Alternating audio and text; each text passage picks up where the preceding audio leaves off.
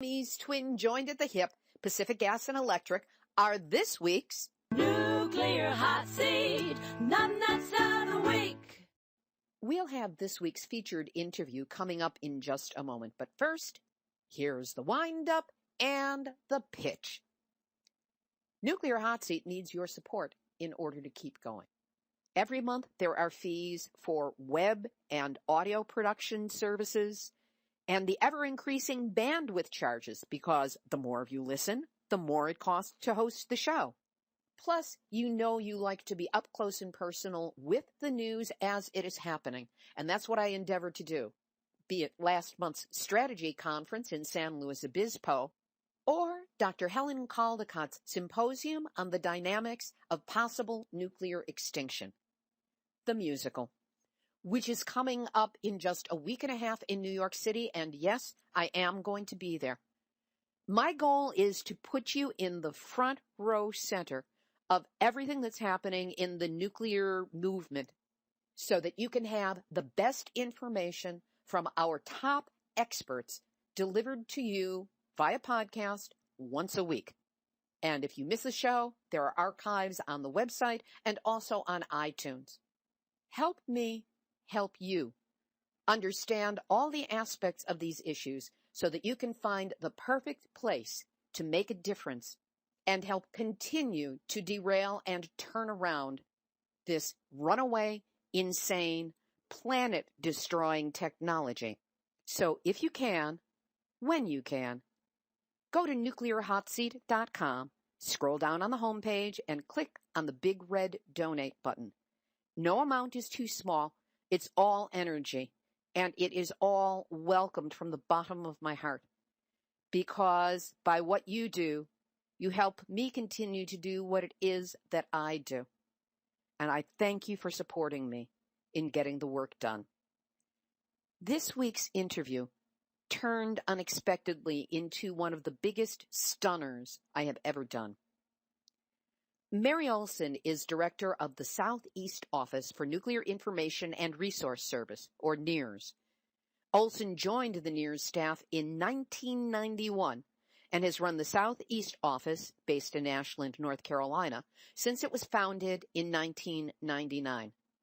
Olson is a frequent guest on radio and has appeared on national and regional television, as well as being a presenter at international conferences.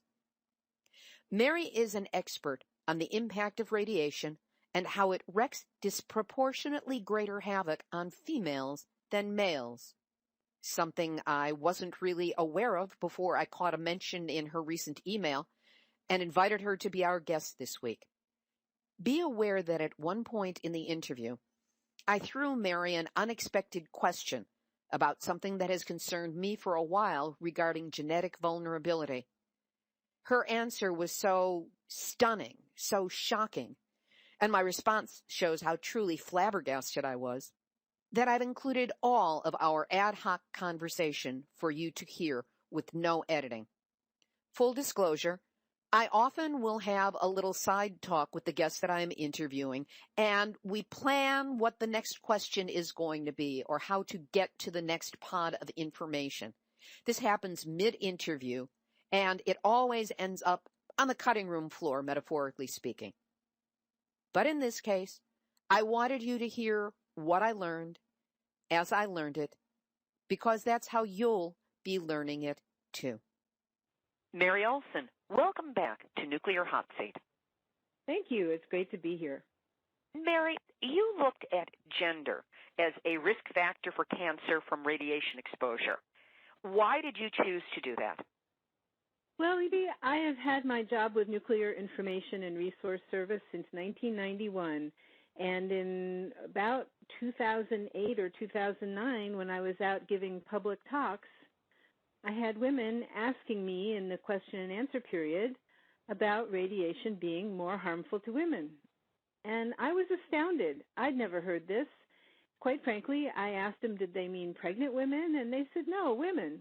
And I kind of stopped in my tracks. And it was the Fukushima disaster in 2011 that forced me to realize I had to track this down. So I did, and I called then icon of the 20th century and my mentor, Dr. Rosalie Bertel. And she was the one who really encouraged me to follow this up and told me I had to get out a pencil and an eraser and go into the data myself. Where did you look for the information? Well, in 2006, the National Academy of Sciences published the 7th report in a series called The Biological Effects of Ionizing Radiation. And there's always a bad joke because the acronym is pronounced BEIR, but it's BEIR, Biological Effects of Ionizing Radiation. This has been a serious effort at the national level to look at what we know and don't know about radiation. It's been very difficult to feel that it was fair and balanced, but number 7 is a very interesting report, and it actually printed numbers from the lifespan study, LSS, which is really the survivors of Hiroshima and Nagasaki, the people who did not get vaporized the days that the bombs fell on those cities, but actually survived, but were exposed to a single blast of gamma rays. And so those people were tracked throughout their lives. Indiana, you mentioned that there are problems with the BEIR 7 data. What did you mean? The study didn't start until 5 years after the bombs were dropped. So many of the people who were most impacted by radiation were already dead when the study started. Therefore, we have a skewed population to begin with. The next problem is that the researchers assumed, well, this is a moral problem more than a research problem, but they assumed that if they gave any medical assistance at all to the people they were studying, that it would skew their results. And so in many respects, we have the results of poverty and loss of infrastructure as impacting health as much as radiation in this body of data. And the third problem is that they totally assumed the only radiation that impacted these people was the event on August 6th and on August 9th, 1945, when atomic bombs were dropped on these populations. They did, however, structure the study in a way that allows us to make some broad generalizations. And that structure was to group people by approximately how much radiation on a reconstructed dose they think they got and how old they were at the time of the bombing. They counted cancers and cancer deaths, and that's what was published by the National Academy of Sciences, with some other studies thrown in as well, but that's the main body of data and the biggest place that it has been shared where the public can access it relatively easily. And that's what I sat down and did some simple division. They have all these big numbers in big tables, and I reduced them down to the simple ratio of 1 in so many. 1 in so many is where you start seeing these ratios pop out. And it turns out that little girls are twice as likely to get cancer at some point in their lives if they're exposed between the age of birth and 5 years old than little boys in the same age group and the same exposure level. Half the rate of cancer at some point in their lives for boys compared to girls. What have you discovered might be the reason behind this differential between boys and girls? Well, the interesting thing is that the National Academy of Science, with their large panel of many scientists and lots of peer review, don't even mention gender as a risk factor. And I still don't know, and honestly, I should someday ask whether they saw it and just decided not to say anything, or if they just plain missed it. The same findings were published by Dr. Arjun Makajani in 2006 under his campaign Healthy from the Start. He's with the Institute for Energy and Environmental Research, but I had no awareness of his paper. Now, both of us are just talking about patterns in numbers of large numbers of people exposed to a very special situation, which was the bombing of Hiroshima and Nagasaki.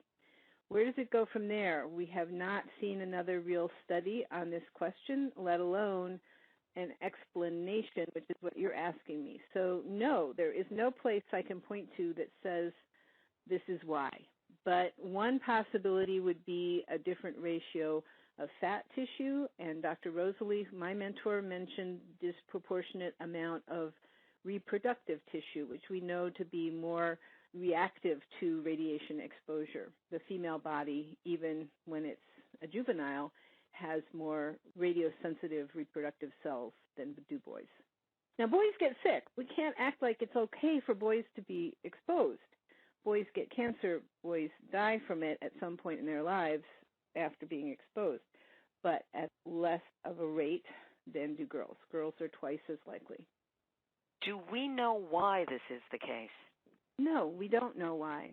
And we have a rising generation of professionals who I hope will tackle it, because this is really important. Now, Dr. Rosalie Bertell had a suggestion. She says that reproductive tissue is hot tissue in terms of being vulnerable to damage from ionizing radiation exposure, and that female bodies have probably roughly 50% more reproductive tissue if you can include the mammary areas and the uterus. That's one hypothesis. But we do know very clearly that there's a lot of metabolic and biochemical differences based on gender, and it's quite possible that there's something in addition.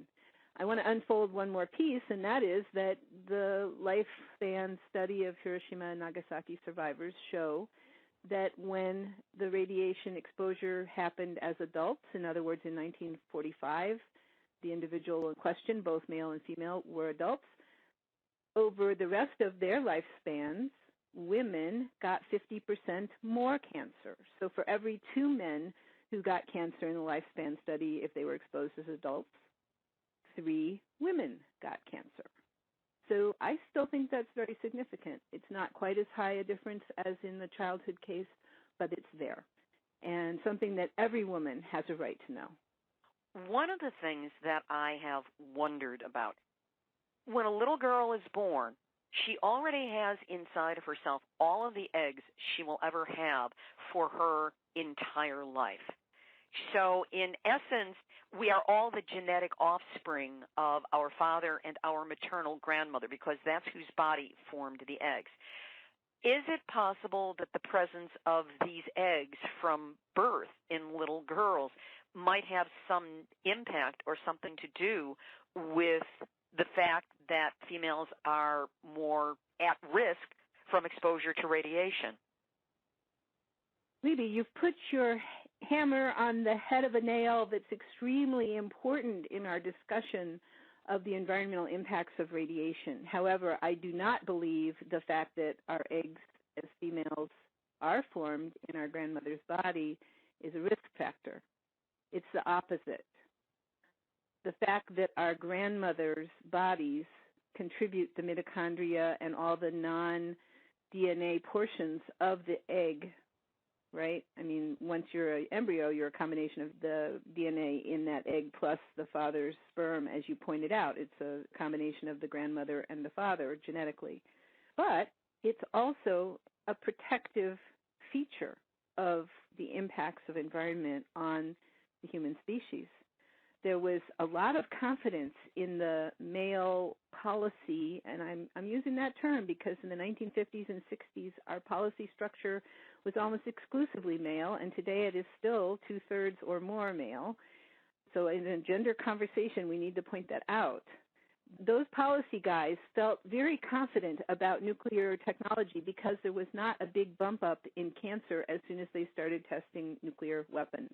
And they knew there was fallout going nationwide. The thing they didn't factor is that you don't get atomic eggs for 2 generations.